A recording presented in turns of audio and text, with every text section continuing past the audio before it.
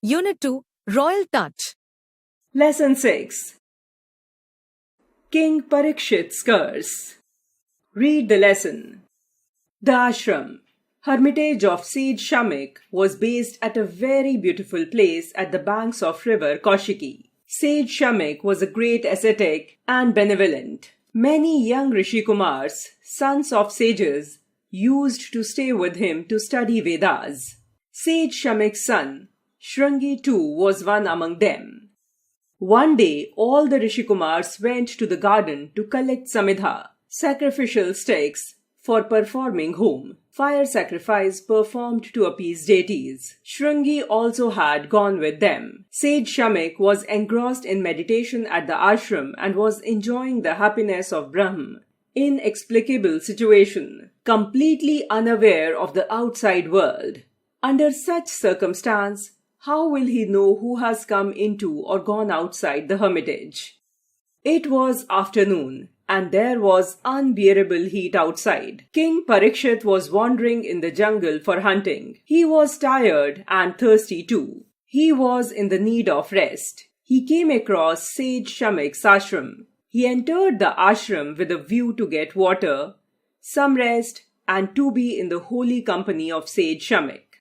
When he entered the ashram, he was very much surprised as no one came to receive him. There was silence everywhere.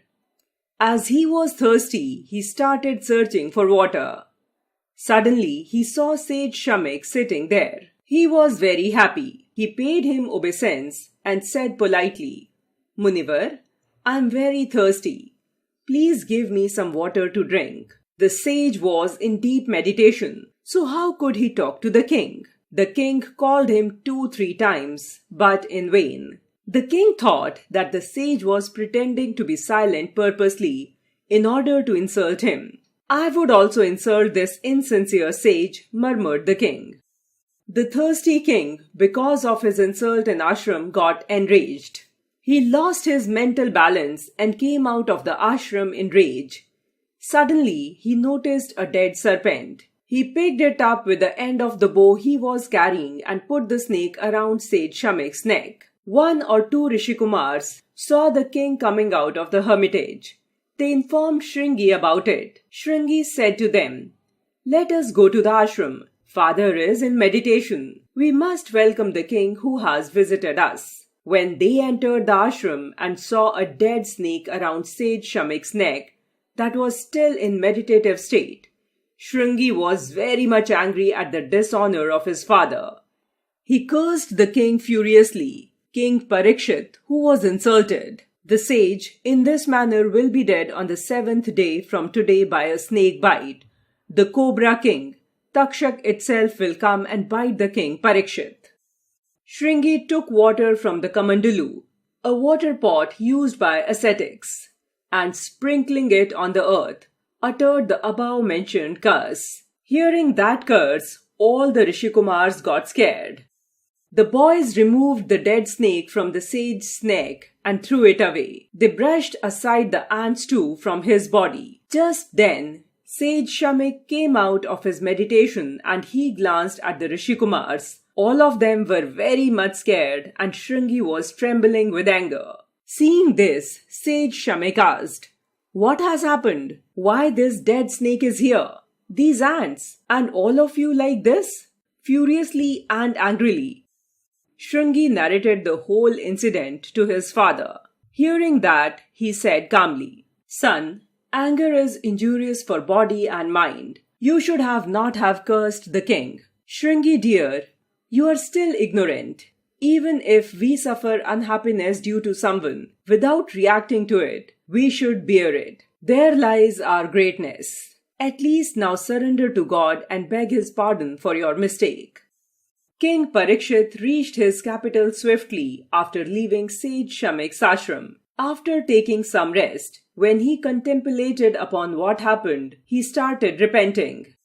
After some time, a disciple of Sage Shamik came to King Parikshit and said politely, "O king, Sage Shamik could not welcome you as he was in deep meditation, and he is feeling very sorry about it. But for your thoughtless act of putting a dead snake around his neck, his ascetic son, Shringi, has cursed you by saying that you would die on the 7th day from today by a snake bite.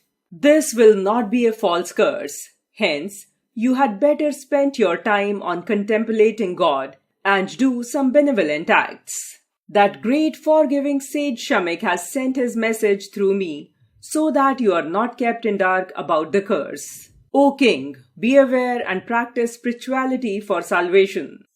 The king was satisfied after hearing this message and was happy to know that he would be punished for the crime he had committed. Thereafter, the king Parikshit went to live at the banks of river Ganga. Sukhmuni, the son of sage Vyas, came there. He narrated Bhagavad to the king Parikshit in those 7 days. Thereby, all people had the benefit of listening to the narration of Bhagavad in that meritorious week. The forgiving sage Shamek was very pleased to learn about the organized program of Bhagavad for a week. He also started spending his time in wishing for king's welfare and apologizing to God. New words: hermitage, ashram; benevolent, generous; narrated, told; contemplated, considered; spirituality, religiousness; salvation, recovery; circumstance, condition; trembling, shaking; ascetic, one who leads a retired life; pleased, happy; unbearable, which cannot be bear or borne; enraged,